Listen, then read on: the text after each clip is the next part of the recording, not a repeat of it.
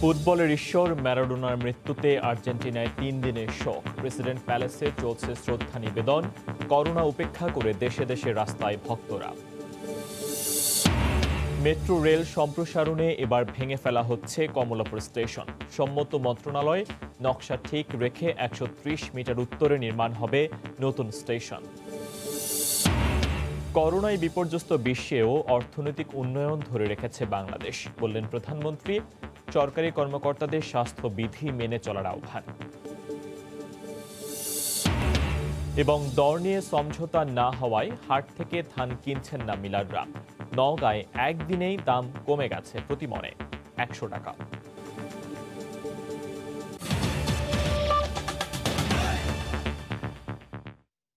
সময় সংবাদে সঙ্গে আছি ফয়সাল মোর্শেদ। ফুটবল ঈশ্বর দিয়াগো ম্যারাডোনার মহাপ্রয়াণে শোকে ভাসছে গোটা বিশ্ব। তার চলে যাওয়া মানতেই পারছেন না কোটি ভক্ত। করোনা সংক্রমণের ঝুঁকি উপেক্ষা করেই আর্জেন্টিনার বুয়েনোস আয়ার্সের রাস্তায় নেমে আসেন মানুষ। দেশটিতে ৩ দিনের শোক ঘোষণা করা হয়েছে। আর্জেন্টিনার প্রেসিডেন্ট জানিয়েছেন শেষকৃত্য হবে রাষ্ট্রীয়ভাবে। ফুটবল ঈশ্বর একজনকেই বলা হয়, তিনি ডিয়েগো ম্যারাডোনা। প্রজন্ম থেকে প্রজন্ম পার হয়েছে, কিন্তু ম্যারাডোনার জন্য আর্জেন্টিনার কোটি মানুষের ভালোবাসা কমেনি এতটুকু। মহাতারকার প্রয়াণ হয়েছে, যার মধ্য দিয়ে শেষ হলো ফুটবল ইতিহাসের রোমাঞ্চকর এক অধ্যায়েরও। আর্জেন্টাইনদের কাছে সবসময় ভালোবাসা পাওয়া ম্যারাডোনার মৃত্যুর খবর শুনতেই তাকে শ্রদ্ধার্ঘ্য জানাতে বুয়েনোস আয়ার্সের রাস্তায় নেমে আসেন ভক্তরা। খেলোয়াড়ি জীবন শেষ হয়েছে অনেক আগে, কিন্তু বরাবরই ছিলেন আলোচনার কেন্দ্রে। ফুটবল মাঠে তার কারিকুরি যেমন মন্ত্রমুগ্ধ করত, তেমনি শিরোনাম হতেন বিতর্কিত নানা ঘটনায়। আমার বিশ্বাস হচ্ছে না, আমার মনে হয় এটা সত্য না, ম্যারাডোনা মরতে পারেন না। আমি চিৎকার করে কেঁদে ফেলেছি। ম্যারাডোনার মৃত্যুর খবরটা পাওয়া মাত্র আমি নিজেকে সামলাতে পারিনি, খুবই কষ্ট হচ্ছে। তবে আলোর বিপরীতে যেমন অন্ধকার, তেমনি ম্যারাডোনার ক্যারিয়ারেও এসেছে চড়াই উতরাই। ৮০ দশক থেকেই মাদকের সঙ্গে তার সখ্য হয়। তবে পেশাদার ফুটবল খেলেছেন আরও ৩ বছর। বোকা জুনিয়র্সের হয়ে খেলেন ক্যারিয়ারের শেষ ম্যাচ। সাজিদ মুস্তাহিদ, সময় সংবাদ। ফুটবল কিংবদন্তি দিয়াগো ম্যারাডোনার মৃত্যুর শোক ছড়িয়ে পড়েছে সারা বিশ্বে। ফুটবল পরাশক্তি জার্মানির ভক্তরাও আজ ব্যথিত। এ বিষয়ে জানাতে এই মুহূর্তে বার্লিনে আছেন সহকর্মী বিটু বড়ুয়া। সরাসরি যুক্ত হচ্ছে তার সঙ্গে। বিটু। ফয়সাল, আপনাকে আসলে ম্যারাডোনার মৃত্যুতে আপনার কাছে সমবেদনা জানাচ্ছি। আশা করছি আসলে এই যে শোক, সেটি আপনি আপনি আপনি বইবার শক্তি পাবেন। তবে সবচেয়ে বড় ব্যাপার হচ্ছে, আপনি জানেন যে ম্যারাডোনা শুধু আর্জেন্টিনার ছিলেন না, তিনি সারা বিশ্বের। এবং এই মুহূর্তে আমি যেই দেশটিতে আছি সেটি হচ্ছে জার্মানি। আপনি জানেন যে জার্মানি হচ্ছে আর্জেন্টিনার চিরশত্রু ফুটবলে। এই ফুটবলের চিরশত্রুর এই দেশটি ম্যারাডোনার মৃত্যুতে কিন্তু খুব বেশি পরিমাণ শোকে আবির্ভূত। সবচেয়ে বড় ব্যাপার হচ্ছে এই যে শোক, তারা কিন্তু শোক সইবার মতো যেভাবে বলছে এক একজন কিংবদন্তি ফুটবল ক্লাব এবং সংশ্লিষ্ট সকলে, সেটি কিন্তু আসলে অনেক বড় ব্যাপার। সবচেয়ে বড় ব্যাপার হচ্ছে, আপনি জানেন যে 1986 সালে আর্জেন্টিনার নেতৃত্বে কিন্তু ম্যারাডোনার নেতৃত্বে কিন্তু আর্জেন্টিনা আসলে বিশ্বকাপ জেতে, এবং সেই বিশ্বকাপে কিন্তু দ্বিতীয় যে সেরা খেলোয়াড় নির্বাচিত হয়েছিলেন তিনি হচ্ছেন টনি শুমাখার। এই টনি শুমাখারের একটা ইন্টারভিউতে তিনি বলছেন যে আসলে আর্জেন্টিনার যে দিয়েগো ম্যারাডোনা, তিনি শুধু আর্জেন্টিনার নয়, তিনি সারা বিশ্বের সবচেয়ে জনপ্রিয় এবং সবচেয়ে শৈল্পিক এবং সবচেয়ে দুর্দান্ত ফুটবলার। এইরকম ফুটবলার আসলে যুগে যুগে জন্মায় না। তিনি আসলে এই 86 বিশ্বকাপে কিন্তু ম্যারাডোনা কিন্তু সেরা প্লেয়ার হিসেবে, সেরা খেলোয়াড় হিসেবে কিন্তু নির্বাচিত হয়েছিলেন। এবং টনি শুমাখারের এক পর্যায়ে কিন্তু একটি গোলের সন্ধানে যখন ম্যারাডোনা কিন্তু যখন গোলপোস্টের সামনে পড়ে গিয়েছিলেন, তখন টনি শুমাখার কিন্তু উঠিয়ে নিয়েছিলেন তাকে, এবং তখন বলছিলেন যে আসলে তোমার সাথে খেলার যে সৌভাগ্য, সেটি কিন্তু সবার হয় না, আমার হয়েছে। আমি তোমার কাছে কৃতজ্ঞ যে আমি দ্বিতীয় সেরা খেলোয়াড় হিসেবে নির্বাচিত হয়েছি, কিন্তু তোমার সাথে তোমার যে জাদু এবং মোহময় ফুটবল, এটি সারা বিশ্বের সকল মানুষ সারা জীবন মনে রাখবে এবং যুগে যুগে মনে রাখবে। শুধু তাই না, সর্বকালের সেরা এই ম্যারাডোনার কিন্তু খেলার যে ধারাবাহিকতা ছিল, সেখানে কিন্তু মুগ্ধতা প্রকাশ করেছে কার্ল হাইন্স রুমেনিগে। আপনি জানেন যে তিনিও জার্মানির '86 বিশ্বকাপে খেলেছেন, এবং লোথার মাতিউস যাকে শুধুমাত্র এই আর্জেন্টিনার বিরুদ্ধে খেলার সময় যাকে নির্বাচিত করা হয়েছিল যাতে করে ম্যারাডোনার বিপরীতে তাকে ভালোভাবে ট্যাকেল করা যায়, এবং জার্মান জাতীয় দলের যে হেড কোচ তিনি হচ্ছে জোয়াকিম লোভ, তিনিও কিন্তু বলছেন যে এইরকম ফুটবলার যুগে যুগে জন্মায় না, তার যে শিল্প, তার যে জাদুময় ফুটবল, এটি কিন্তু সারা বিশ্বের সবাই মনে রাখবে, এবং তার যে অর্জন সেটি কিন্তু এখনো পর্যন্ত কেউ ছাড়িয়ে যেতে পারেনি, সেটা কিন্তু তিনি একেবারে বড় করে বলছেন। শুধু তাই না, লিভারপুলের কোচ কিন্তু ইউর্গেন ক্লোপ তিনিও কিন্তু বলেছেন যে আসলে জার্মানির সাথে আর্জেন্টিনার যে মোহময় ফুটবল সেটি কিন্তু জাতি এবং সারা বিশ্ব মনে রাখবে শুধুমাত্র ডিয়েগো আর্মান্দো ম্যারাডোনার কাছে। এটি ছাড়াও আপনি জানেন যে আসলে উয়েফার বস ইনফান্টিনো তিনিও কিন্তু আসলে অনেক বড় করে এই আর্জেন্টিনার এই যে ফুটবল ঈশ্বর তার ব্যাপারে বলেছেন, এবং সেপ ব্ল্যাটার তিনি ফিফার তিনি সাবেক সভাপতি, তিনিও কিন্তু বলেছেন যে আসলে আর্জেন্টিনার যে ম্যারাডোনা তিনি কিন্তু শুধু আর্জেন্টিনার নয়, আজকে সারা বিশ্ব তার জন্য শোকাহত, এবং এই যে ম্যারাডোনা যে ফুটবল কিন্তু আমাদের দেখিয়ে গেছেন সেটি কিন্তু আসলে অতুলনীয়। এই বিষয়টি কিন্তু তিনি বলতে চান যে আর্জেন্টিনার যে ফুটবল ঈশ্বর, এবং এই যে ফুটবল ঈশ্বরের যে বাম পায়ের জাদু, এই বাম পায়ের জাদু কিন্তু অনেকেই দেখিয়ে গেছেন, কিন্তু এই যে অর্জন বিশেষ করে 1989 সালে কিন্তু নেপোলিকে একাই টেনে তুলে তিনি যেভাবে চ্যাম্পিয়ন করেছিলেন সেটি কিন্তু আসলে বলার বাইরে। এবং সবচেয়ে বড় ব্যাপার হচ্ছে আসলে গতকাল থেকে আর্জেন্টিনা শুধু না, জার্মানির পুরো সব জায়গাতে আমি অনেক যারা ভক্তকুল আছেন এবং তাদের সাথে কথা বলেছি এবং অনেক ভক্তকুল কিন্তু এটুকু বলছে যে আসলে অনেকে অবাক হয়েছেন নতুন করে যে আয় হায় এটা কি হলো, আর্জেন্টিনার এই যে ফুটবল ঈশ্বর, কেন ফুটবল ঈশ্বর বলা হয় তাকে আপনারা নিশ্চয়ই জানেন। ফয়সাল, আপনি বিশেষ করে জানেন যে আসলে কোয়ার্টার ফাইনালে 1986 সালে উনি ইংল্যান্ডের বিরুদ্ধে ঠিক যেভাবে তিনি কিন্তু আসলে গোল করেছিলেন, তারপরে কিন্তু আর্জেন্টিনার সাথে খেলার পরে কিন্তু জার্মানির সকল প্লেয়ার কিন্তু সকল খেলোয়াড়রা তাকে জিজ্ঞেস করেছিলেন যে কেমন করে এই গোলটাই হলো, তিনি বলেছেন যে আসলে সেটি ছিল ঈশ্বরের হাত। শুধু তাই না, তারপরে কিন্তু তিনি 5 জনকে কাটিয়ে যে অসাধারণ গোলটি করেছেন, এটি কিন্তু এখন পর্যন্ত সর্বকালের সেরা গোলের অন্যতম এবং সেরা গোল। সবচেয়ে বড় ব্যাপার হচ্ছে আর্জেন্টিনাতে আসলে শোক হচ্ছে, আপনি জানেন যে এবং জার্মানি তো যেসব ভক্তগুলো আছেন সর্বস্তরের ভক্তরা জানাচ্ছেন যে আসলে আর্জেন্টিনার এই ডিয়েগো আর্মান্দো ম্যারাডোনা কিন্তু সবার সেরা এবং সেরা ছিলেন, সেরা হয়েই থাকবেন। বিশেষ করে লোথার মাতিউস কিন্তু গত রাত থেকে কিন্তু তিনি বলছেন যে ডিয়েগো তোমার এই বিদায় আসলে এটি বিদায় নয়, তুমি আমাদের মনের অন্তরালে সবসময় বসত করবে, তোমাকে ছাড়া ফুটবল একেবারেই আসলে বড়সড় শূন্যতা, এই শূন্যতা কখনোই পূরণ হবার নয়। ফয়সাল। ডিয়েগো ম্যারাডোনা কিংবদন্তি ফুটবলারের মৃত্যুতে শোকাভিভূত জার্মানির ভক্তরাও। সহকর্মী বিটু বড়ুয়া সরাসরি যুক্ত হয়ে জানাচ্ছিলেন জার্মানির বার্লিন থেকে।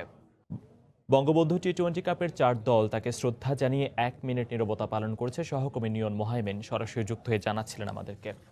অন্য প্রসঙ্গ, ভেঙে ফেলা হচ্ছে রাজধানীর কমলাপুর রেল স্টেশন। মেট্রো রেলের সম্প্রসারিত কাজের জন্য ভাঙতে রাজি হয়েছে রেল মন্ত্রণালয়, তবে নকশা ঠিক রেখে 130 মিটার উত্তরে নতুন স্টেশন নির্মাণ করা হবে বলে জানিয়েছেন রেলমন্ত্রী।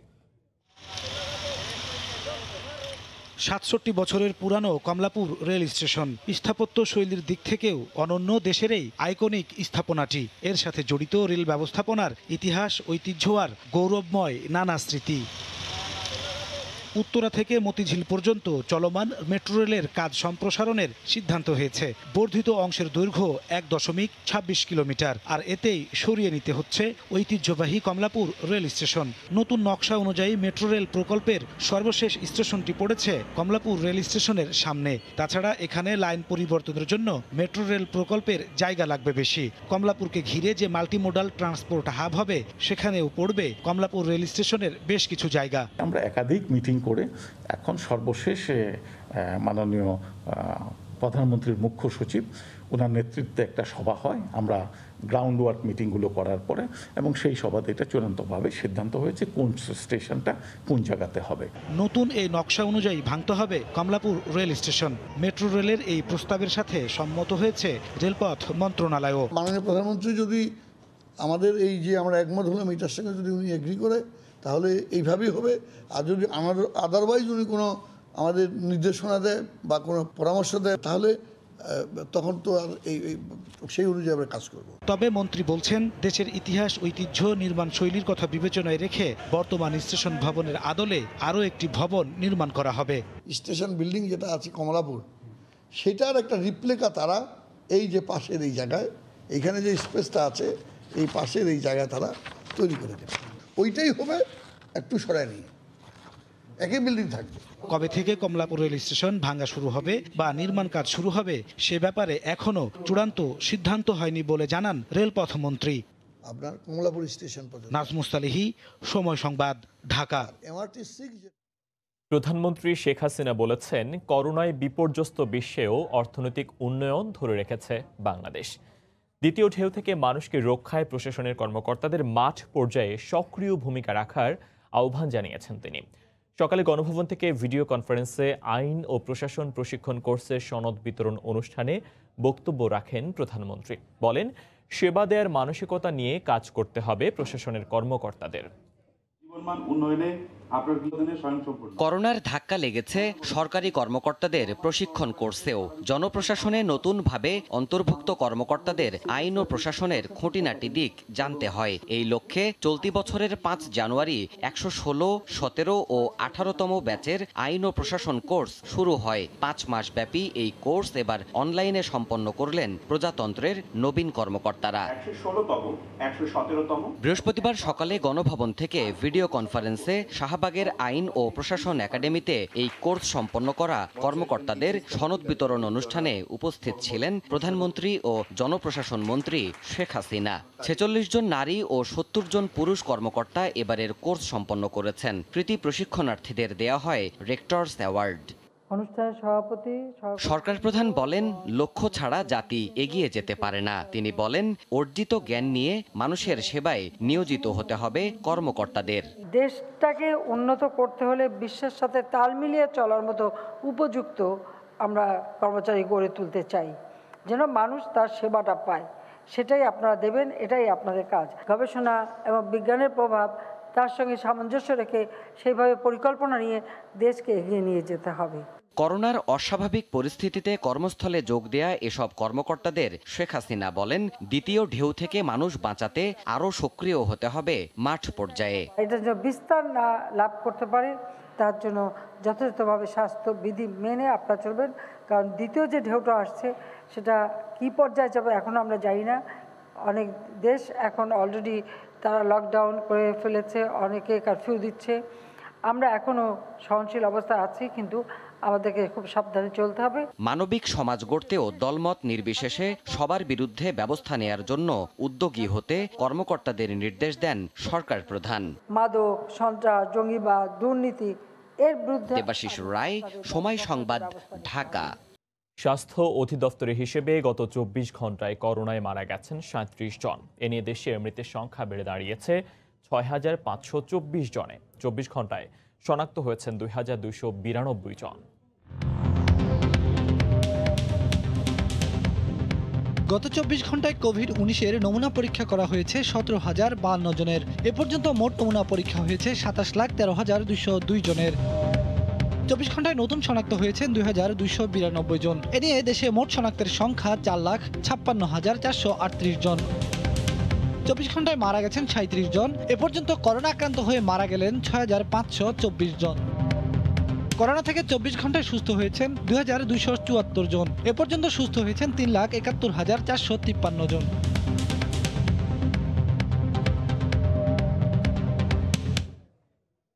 এদিকে বড়দিনের ছুটির আগে করোনার দ্বিতীয় ঢেউ সামলাতে হিমশিম খাচ্ছে পশ্চিমা বিশ্ব। আংশিক শাটডাউনের মেয়াদ বাড়াচ্ছে জার্মানি। স্পেনে নতুন করে বিধি নিষেধ আরোপ হচ্ছে। যুক্তরাষ্ট্রে একদিনে আবারও 2000-এর বেশি মানুষের মৃত্যু হয়েছে। পশ্চিমা বিশ্বসহ গোটা ইউরোপ এখন করোনার দ্বিতীয় ঢেউয়ের কবলে। সুনামির মতো ভাসিয়ে নিয়ে যাচ্ছে একের পর এক মানুষকে। এমন অবস্থায় আসছে বড়দিনের ছুটি, বাড়াচ্ছে উদ্বেগ। করোনায় আক্রান্ত ও মৃতের দিক দিয়ে এখনও শীর্ষে অবস্থান করছে যুক্তরাষ্ট্র। প্রতিদিনই প্রায় 2 লাখের মতো মানুষ আক্রান্ত হচ্ছেন, মৃতের সংখ্যাও 2000-এর বেশি। এরপরও থোড়াই কেয়ার করছেন মার্কিনরা। করোনার ভয়াবহতার মধ্যেই থ্যাঙ্কসগিভিং ডেতেও এক অঙ্গরাজ্য থেকে অন্য অঙ্গরাজ্য ঘুরতে যাচ্ছেন অনেকেই। বড়দিন সামনে রেখে পরিস্থিতি আরও ভয়াবহ হওয়ার আশঙ্কা করা হচ্ছে। ক্রোয়েশিয়াতেও রেকর্ড সংখ্যক মানুষ আক্রান্ত হয়েছেন। হাসপাতালে জায়গা সংকুলন না হওয়ায় তাঁবু টানিয়ে চিকিৎসা দেয়া হচ্ছে। একদিনে করোনা আক্রান্তের রেকর্ড হয়েছে স্পেনেও। বিস্তার ঠেকাতেই বড়দিন উদযাপনে সতর্ক হচ্ছে দেশটির সরকার। একই সঙ্গে 6 জনের বেশি জমায়েত হওয়ার উপর নিষেধাজ্ঞার পাশাপাশি পানশালা, রেস্তোরাঁ খোলার উপরও বিধিনিষেধ আরোপের চিন্তাভাবনা করছে স্পেন। বড়দিন সামনে রেখে আংশিক শাটডাউনের সময়সীমা বাড়ানোর সিদ্ধান্ত নিয়েছে জার্মানি। চ্যান্সেলর অ্যাঙ্গেলা মার্কেল ও 16টি অঙ্গরাজ্যের গভর্নররা আগামী 20 ডিসেম্বর পর্যন্ত আংশিক শাটডাউন বহাল রাখার বিষয়ে একমত হয়েছেন। ওমর ইনান, সময় সংবাদ। সময় সংবাদে আরও থাকছে, উত্তরের জনপদে বাড়ছে শীতের তীব্রতা। কুয়াশার চাদরে ঢাকা থাকায় ভোরে ঝুঁকি নিয়ে চলছে যানবাহন। মধ্য ডিসেম্বরে শৈত্যপ্রবাহের পূর্বাভাস।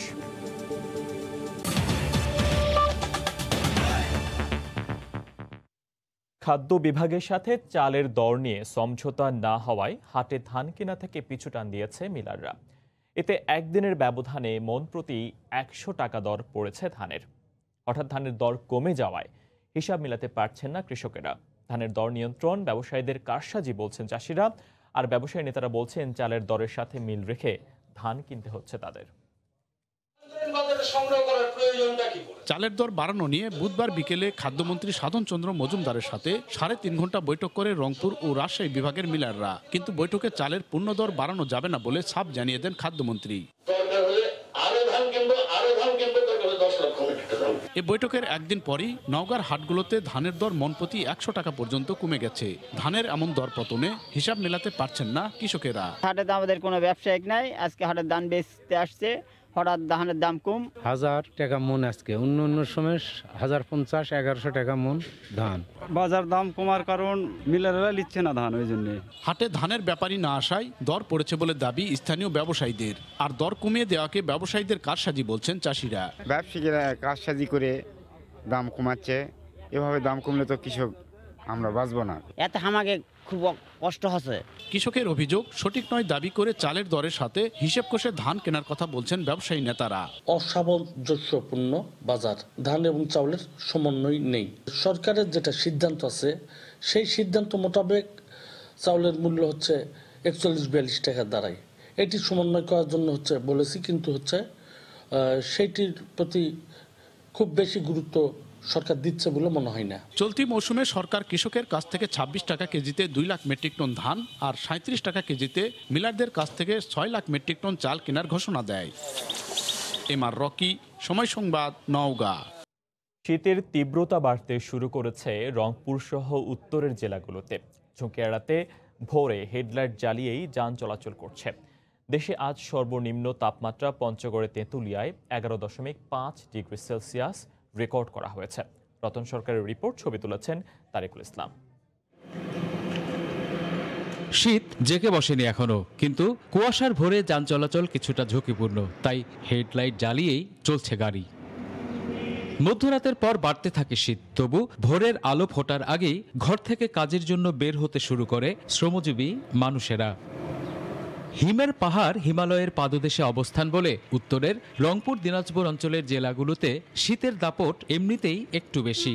আগে ভাগে শীত আসা, দেরিতে যাওয়া আর বেশি তীব্রতার দুর্ভোগ পোহাতে হয় এই অঞ্চলের মানুষকেই। সূর্য উঠে নেয় এবং ঠান্ডাটা প্রকোপ বেশি। উত্তরবঙ্গে তো শীতের তীব্রতা বেশি সবসময় থাকে। এই বাতাসের জন্য মনে করেন যে হাত পা বাইরে হয়ে যায় না, বাতাস প্রচুর আসতে খুব কষ্ট হয়েছে আমার। আবহাওয়া অফিস বলছে তাপমাত্রা কমতে শুরু করেছে, তবে এবার প্রথম মৃদু থেকে মাঝারি ধরনের শৈত্যপ্রবাহ বয়ে যেতে পারে ডিসেম্বরের মাঝামাঝি। ডিসেম্বরের মাঝামাঝি পর্যায়ের দিকে, মাঝামাঝি দ্বিতীয় সপ্তাহ থেকে শুরু করে অথবা মাঝারি ধরনের যে শৈত্যপ্রবাহটা আমরা সেটা পেতে পারি। তারপরে দিন যত গড়াবে তত বেশি আমরা হয়তোবা তীব্র শৈত্যপ্রবাহ পেতে পারি। চলতি বছর বেশি বৃষ্টিপাতের কারণে শীতের তীব্রতা কম হতে পারে বলে মনে করছেন আবহাওয়াবিদরা। রতন সরকার, সময় সংবাদ, রংপুর। চট্টগ্রাম চিড়িয়াখানায় এসেছে নতুন অতিথি। রাজ জয়ের ঘরে আলো করে জন্ম নিয়েছিল 3টি ছানা। সব প্রতিবন্ধকতাকে জয় করে জীবনের সৌরভ ছড়াচ্ছে একটি ব্যাঘ্র শাবক। তাকে দেখতে ভিড় করছেন দর্শনার্থীরা। নূরজামাল আতিকের ক্যামেরায় শফিকুল আলমের প্রতিবেদন। সদ্য জন্ম নেয়া ছোট্ট ডোরাকাটা বাঘশাবক খুনসুটি আর খেলা চলে মেতে উঠছেন, তবে মা কিংবা বাবার সাথে নয়, চিড়িয়াখানার কিউরেটর শাহাদাতের সাথে।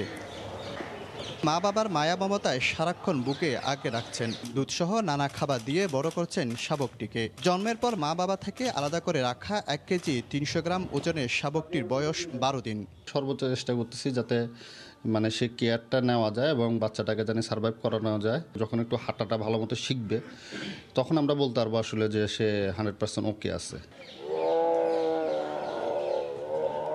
গত 14 নভেম্বর চট্টগ্রাম চিড়িয়াখানায় রাজ ও জয়ার ঘরে 3 বাঘ শাবক জন্ম নেয়। তবে বেঁচে আছে একটি। ঘুরতে আসা দর্শনার্থীদের কাছে প্রধান আকর্ষণ শাবক আর বাঘ দম্পতি। সবার বিশেষ নজর সাদা দোরাকাটা শুভ্রা নামের বিরল প্রজাতির বাঘটির দিকে। আমরা আসলে এটা দেখতে চাচ্ছি, এখানে জন্ম হয়েছে সেটা শুনতে পারছি, এখন আমরা দেখতে পাইনি। ভাগগুলো অনেক জেদি, ওরা ডাকতেছে। বাচ্চারা কোথাও যেতে পারতেছে না, বাসায় থাকতেছে, স্কুল অফ। ওর জন্মদিনের দিন আজকে ওকে বেড়াইতে নিয়ে আসছি চিড়িয়াখানায়। করোনার সময় সারাদিন ঘরে বসে থাকে, কোনো কাজ নাই, তাইতে অবসর পাইলে একটু ঘুরে দেখি। 2016 সালে দক্ষিণ আফ্রিকা থেকে 33 লাখ টাকা দিয়ে বেঙ্গল টাইগার প্রজাতির রাজ ও পরিণামের 2টি বাঘ আনা হয় চট্টগ্রাম চিড়িয়াখানায়। তাদের ঘরে 18 সালে জন্ম নেয় জয়া এবং শুভ্রা। আর 2019 সালে ডিসেম্বরে জন্ম নেয়া আরেকটি শাবকের নাম ফেব্রুয়ারিতে রাখা হয় করুণা। শফিকুল আলম, সময় সংবাদ, চট্টগ্রাম। এ পর্যায়ে শীর্ষ সংবাদ জানিয়ে দিচ্ছি আরেকবার। ফুটবলের ঈশ্বর ম্যারাডোনার মৃত্যুতে আর্জেন্টিনায় 3 দিনের শোক। চলছে শ্রদ্ধা নিবেদন।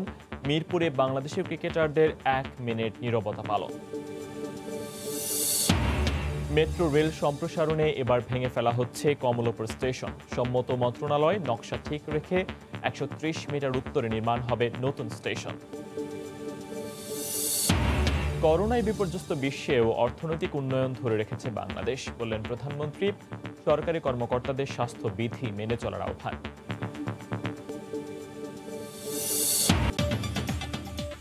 এই ছিল এখনকার মতো। সঙ্গে থাকুন সময়।